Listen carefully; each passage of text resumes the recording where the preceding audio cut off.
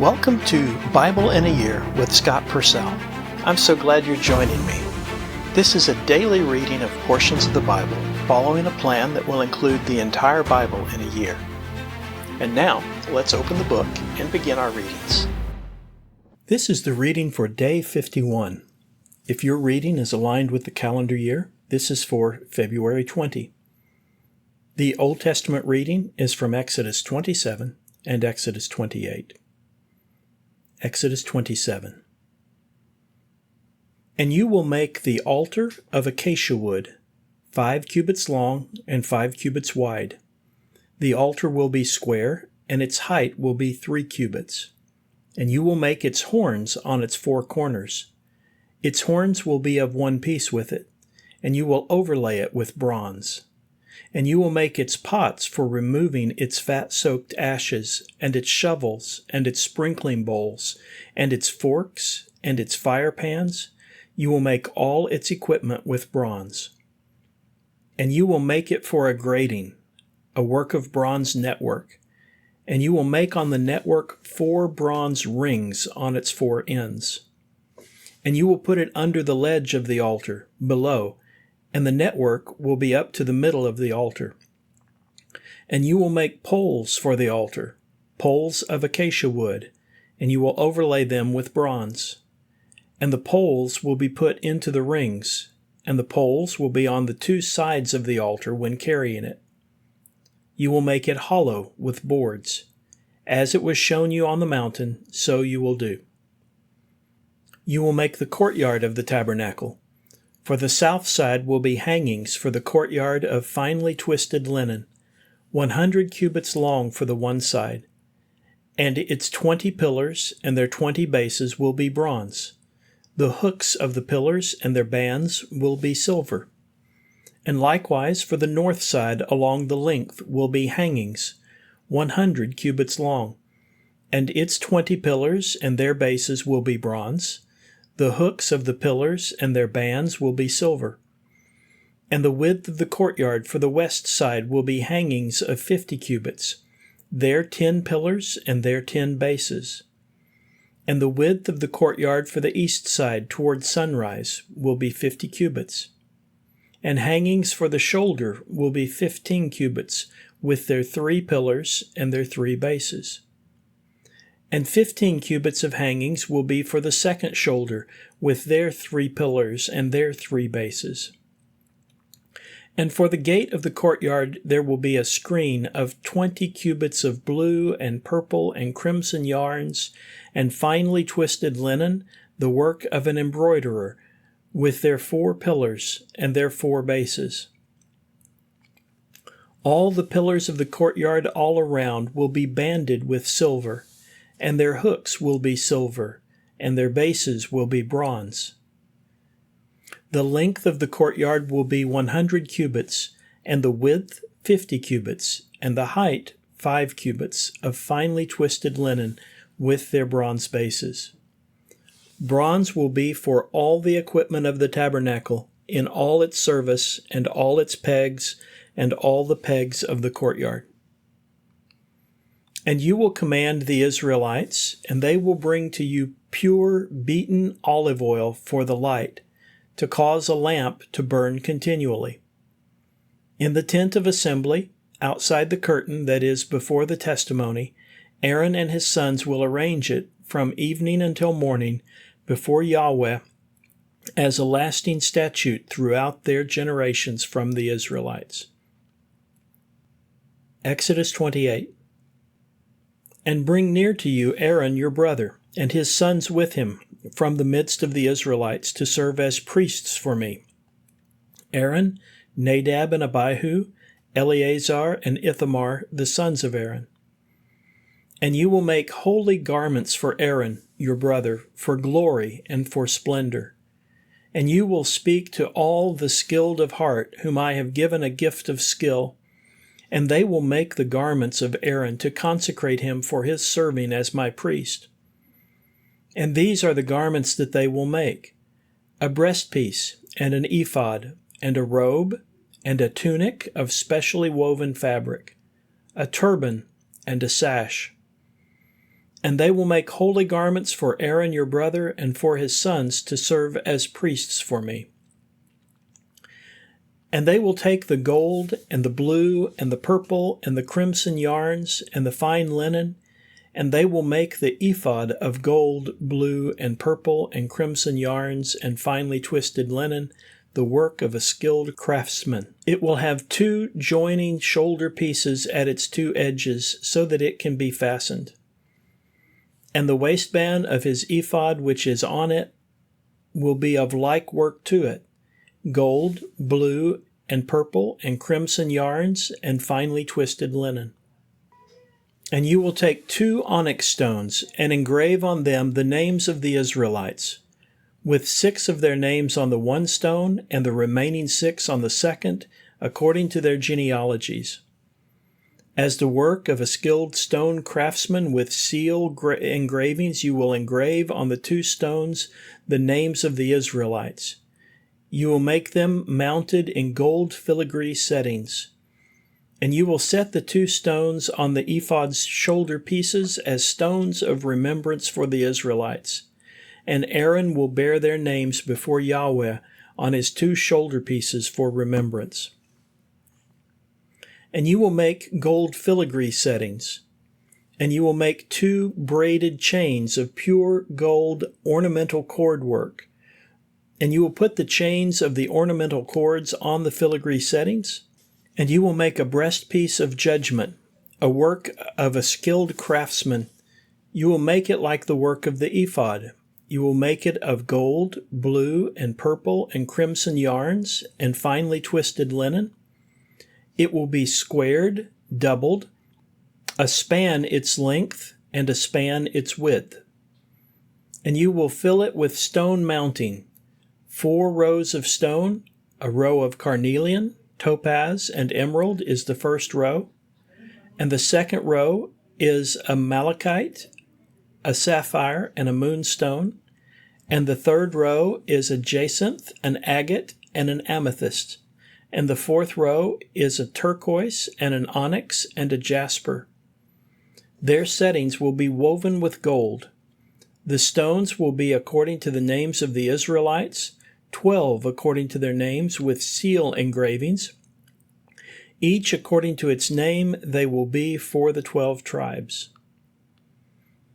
And you will make on the breastpiece braided chains, a work of pure gold ornamental cord. And you will make on the breastpiece 2 gold rings. And you will put the 2 rings on the 2 edges of the breastpiece. And you will put the 2 gold ornamental cords on the 2 rings on the edges of the breastpiece. And you will put the 2 ends of the 2 ornamental cords on the 2 filigree settings. And you will put them on the shoulder pieces of the ephod at the front of it. And you will make 2 gold rings, and you will place them on the 2 ends of the breastpiece, on its edge that is on the other side of the ephod to the inside. And you will make 2 rings and put them on the 2 shoulder pieces of the ephod below at its front, near its seam, above the waistband of the ephod. And they will tie the breastpiece by its rings to the rings of the ephod with a blue cord to be on the waistband of the ephod. And the breastpiece will not come loose from the ephod. And Aaron will bear the names of the Israelites in the breastpiece of judgment on his heart when he comes to the sanctuary for a remembrance before Yahweh continually. And you will put the Urim and the Thummim in the breastpiece of judgment, and they will be on the heart of Aaron when he comes before Yahweh. And Aaron will bear the judgment of the Israelites on his heart before Yahweh continually. And you will make the robe of the ephod totally of blue yarn, and the opening for his head will be in the middle of it. Its opening will have an edge all around, the work of a weaver. It will be like the opening of a sturdy garment for it, so that it will not be torn. And you will make on its hem pomegranates of blue and purple and crimson yarns on its hem all around, and bells of gold in the midst of them all around, a gold bell and a pomegranate, a gold bell and a pomegranate on the hem of the robe all around. And it will be on Aaron for serving, and its sound will be heard at his coming into the sanctuary before Yahweh, and at his going out, so that he will not die. And you will make a pure gold rosette, and you will engrave on it with seal engravings a holy object for Yahweh. And you will place it on a blue cord, and it will be on the turban, at the front of the turban it will be. And it will be on the forehead of Aaron, and Aaron will bear the guilt of the holy objects that the Israelites will consecrate for all their holy gifts, and it will be on his forehead continually for acceptance for them before Yahweh. And you will weave the tunic of fine linen, and you will make a turban of fine linen, and you will make a sash, the work of an embroiderer. And for the sons of Aaron you will make tunics, and you will make for them sashes and headdresses. You will make them for glory and for splendor. And you will clothe them, Aaron, your brother, and his sons with him, and you will anoint them and ordain them and consecrate them, and they will serve as priests for me. And make for them undergarments of linen to cover naked flesh. They will be from loins to thigh. And they will be on Aaron and on his sons when they come to the tent of assembly, or when they approach the altar to serve in the sanctuary, so that they will not bear guilt and die. It is a lasting statute for him and for his offspring after him. The New Testament reading is Mark chapter 5, verse 21 through Mark chapter 6, verse 6. Mark 5:21. And after Jesus had crossed over again in the boat to the other side, a large crowd gathered to him, and he was beside the sea. And one of the rulers of the synagogue came, Jairus by name. And when he saw him, he fell down at his feet, and he was imploring him many times, saying, "My little daughter is at the point of death. Come, lay your hands on her so that she will get well and will live." And he went with him, and a large crowd was following him and pressing around him. And there was a woman who was suffering from hemorrhages 12 years. She had endured many things under many physicians, and had spent all that she had, and had received no help at all, but instead became worse. When she heard about Jesus, she came up in the crowd behind him, and touched his cloak. For she was saying, "If I touch just his clothing, I will be healed." And immediately her hemorrhage stopped, and she realized in her body that she was healed of her suffering.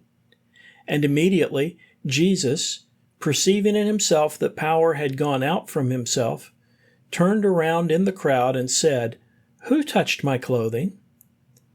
And his disciples said to him, "You see the crowd pressing upon you, and you say, 'Who touched me?'" And he was looking around to see the one who had done this. So the woman, frightened and trembling, knowing what had happened to her, came and fell down before him and told him the whole truth. But he said to her, "Daughter, your faith has healed you. Go in peace and be well from your suffering."